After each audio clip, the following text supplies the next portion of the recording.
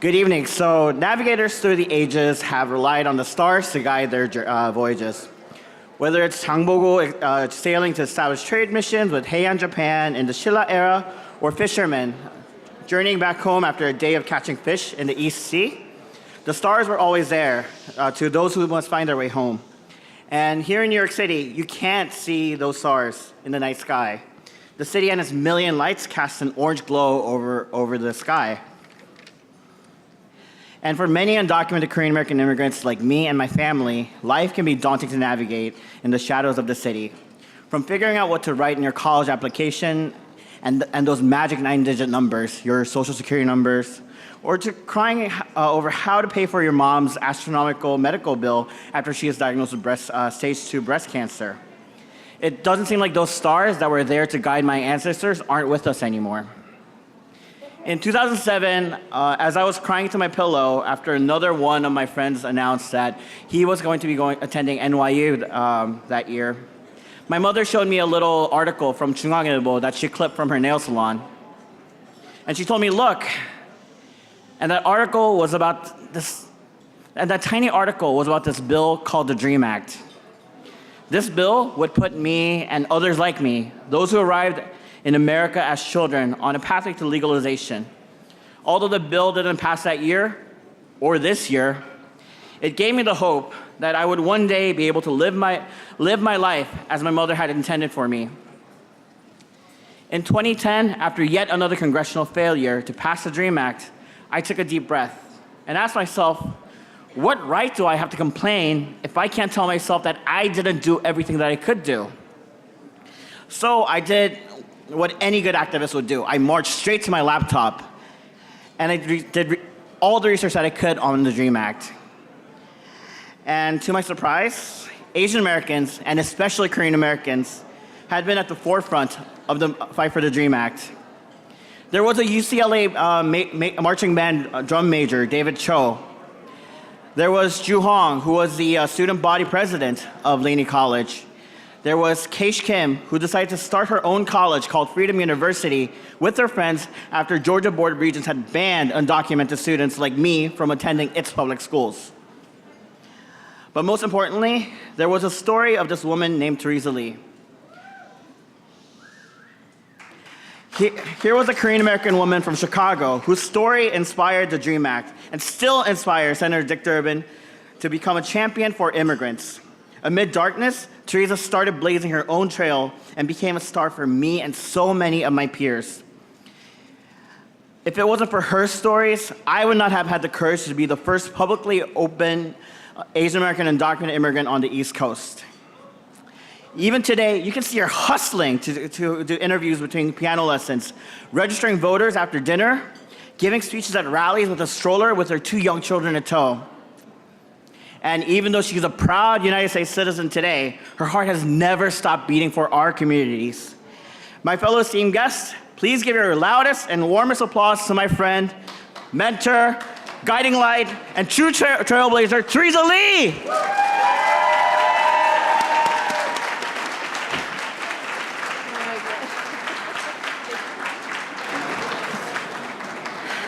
Thank you, Tony. I've known Tony for years, and he's one of my dearest friends, and so that was amazing. Thank you. Thank you to KAS, to Julie Young, HJ, and everyone involved. Thank you for giving people like myself the platform to share our stories, because telling the stories of real people is what will inspire others to take action and eventually bring down the injustice in the system. Spoken like an activist.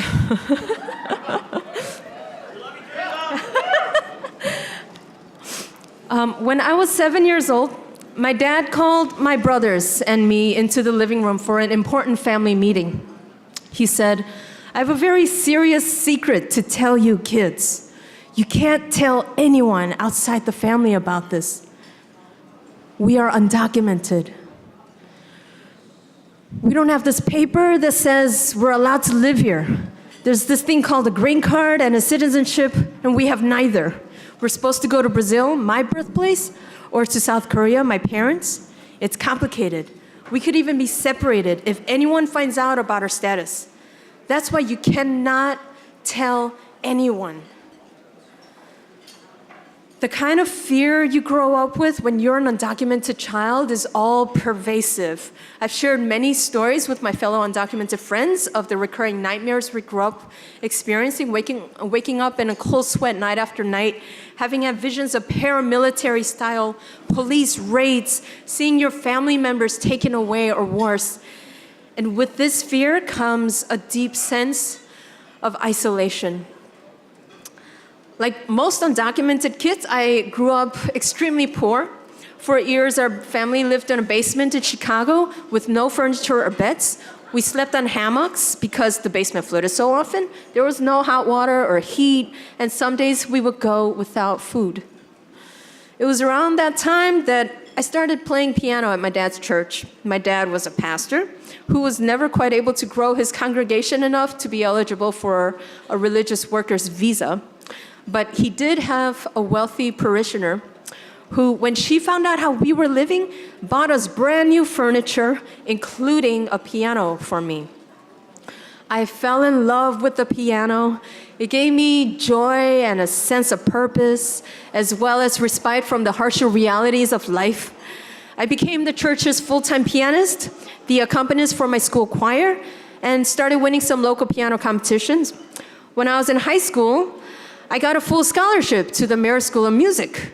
A year later, I won a bigger competition, which meant that I got to perform the Tchaikovsky Piano Concerto with the Chicago Symphony Orchestra.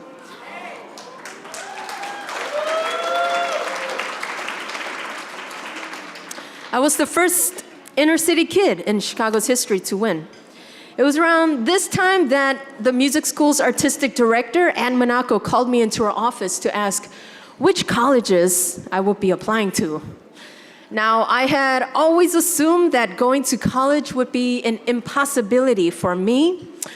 Even if I could get a scholarship, there were no dream teams on campuses back then, no undocumented activists, no support groups, no public sympathy. There was just me, as far as I knew, a frightened 17-year-old girl and her confused teacher.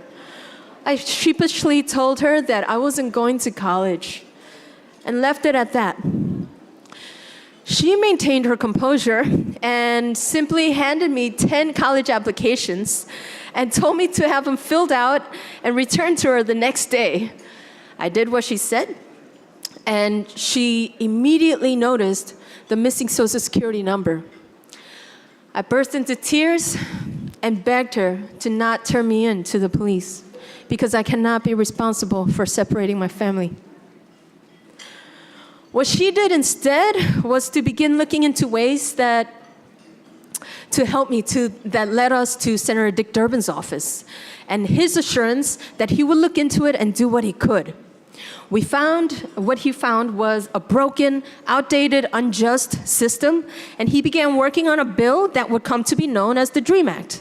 And as word got out, more and more undocumented youth started coming forward to share their stories. By 2001, I had made it to the Manhattan School of Music in New York City on a full scholarship.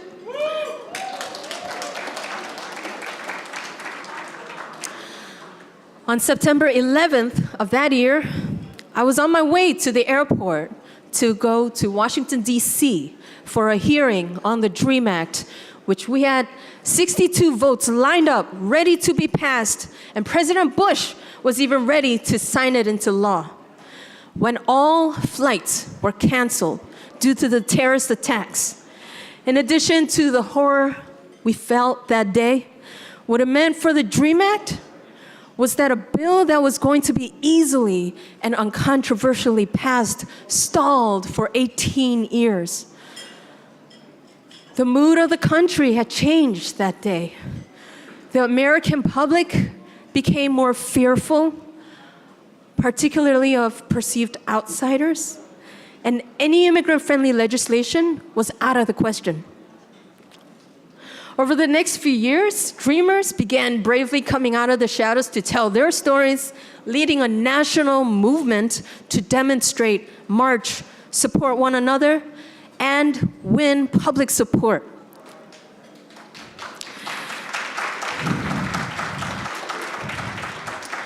because we are starting to understand what it's going to take for our undocumented mothers, fathers, children, siblings, neighbors to finally have some justice and to be treated with respect. And that means combating the very fear that was exponentially exploited to justify a war on terror. The fear that was exploited to create the very DHS that funds our politicians, that controls the detention centers, that unless they meet a quota of 34,000 beds a night, they will lose their funding. The fear that was exploited to justify Obama's mass deportation and separation of millions of our families. The fear that led to Trump's expansion of that very system that was set in place before him to fight this war on terror. To see real justice for our people means combating this fear by saying no more war, no more hate, no more racism, no more criminalizing people of color or immigrants, no more exploiting human rights for money, for war, or political success. To see real justice means combating fear with love, with empathy, care for our neighbors, making sure that a safe sanctuary space is available in your neighborhood. And I believe that that is the first step to a broader, sane, comprehensive immigration reform. Thank you.